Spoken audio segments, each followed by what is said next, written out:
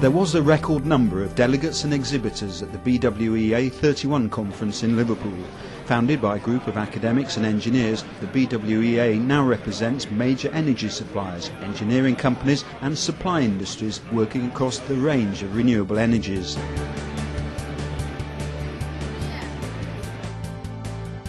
The conference began with a bang as Labour heavyweight John Prescott, clearly enjoying life without cabinet responsibility, weighed into the vested interests that he blames for the unacceptably high failure rate of wind farm planning applications. A group of professional anti-wind farm consultants and witnesses on the circuit who work for anti-groups and so often very effective in persuading planning inspectors to refuse projects on appeal. Again, the planning inspectors do not seem to be under any real pressure to apply extra weight to the national imperative for renewable energy.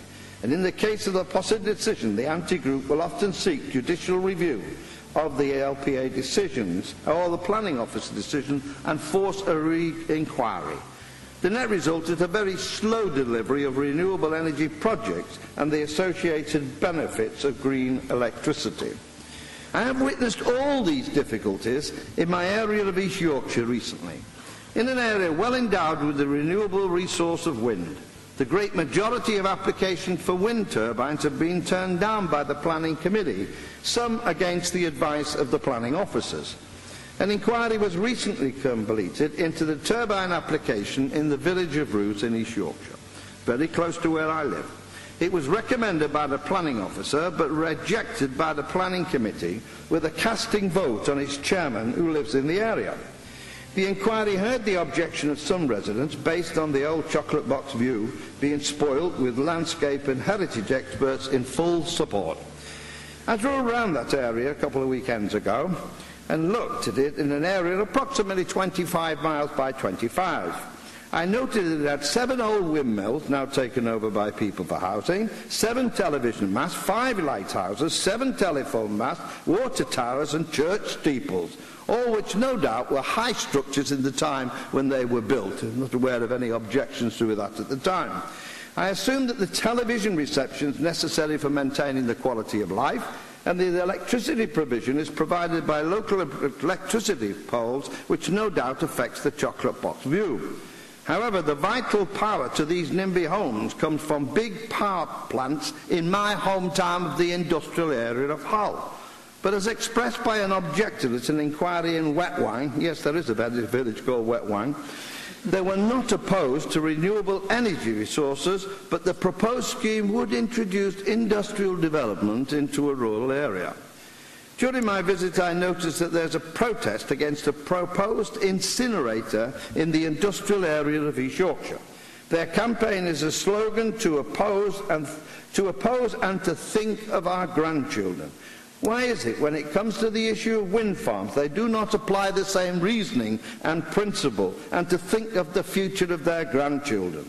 The greatest irony is the area is a floodplain, and only 18 months ago it suffered the greatest floods in 100 years. And in that clip on the film in Bedford, that's exactly what happened there. A few months later, after that planning decision, they had floods they'd never had there before for 100 years. And yet they failed to make the connection between the climate change and the decisions they're making in their own communities about whether they're to take the actions to prevent it. It is inevitable that the consequences of climate change will do more to change their picture view than the grandchildren's view than any wind turbine ever could. Surely their children will look back on this period possibly as the age of stupid. I hope not. It's not to say that the wind industry cannot do more to help itself. There is no substitute for a well-resourced, effective community engagement which provides a genuine stake in the project. And that report you produced today is an excellent start in that process. However, developers do sometimes feel that no matter the scale of engagement, plan and flexibility shown with wind farm design, it makes no difference to the local decision-making if you're fighting a well-organised anti-campaign. The government has developed a strategy for the UK's contribution to the global solution of climate change. It has created national and global policies, but it also requires the successful delivery of this strategy at the local level. So what can we do? We should make it a strict requirement of planning officers and PINs to demonstrate that they have given significant weight to national policy in reaching their recommendations. Local planning authorities should take account of public opinion in a more sophisticated way instead of bowing to the view of a vocal minority.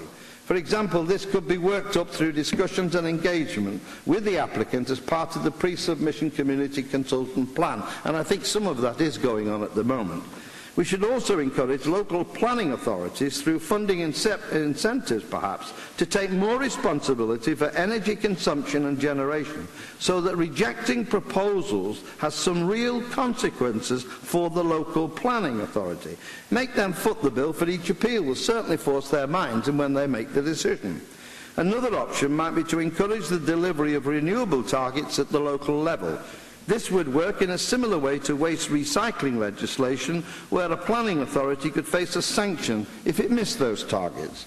But what about the thorniest issue of all, the siting of the wind farms?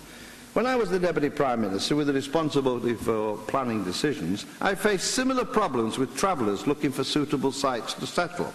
What would normally happen is they would choose the site by themselves, pitch it up, claim it was violating their human rights if they were moved on. Conflict was rife, the sites were often unsuitable, and so it went back and forth between the travellers and the council. So I made local authorities assign sites within their plans which travellers could use. That made it more strategic, far more harmonious, and far more convenient to all concerned. The travellers had a site, the council had proactively located a place that was at least inconvenient to them and their constituents. We should bring this approach to wind farms. We already know that the best areas are for wind. Let's work with the councils to ensure they are ideal, suitable areas for development. The Committee on Climate Change only said last week that we need radical action at home to meet our energy targets, proposing we build 8,000 new wind turbines. We cannot let the vocal minority stop our move to the essential carbon economy and stop us meeting our global and emission targets. We cannot let professional consultants stop us combating rising sea levels, melting ice caps and extreme weather events. And we cannot let the squires and the gentry stop us meeting our moral obligation to pass this world on in a better state to our children and our children's children. They've had it their way for far too long. So let me tell them loud and clear, it's not your backyard anymore, it's ours.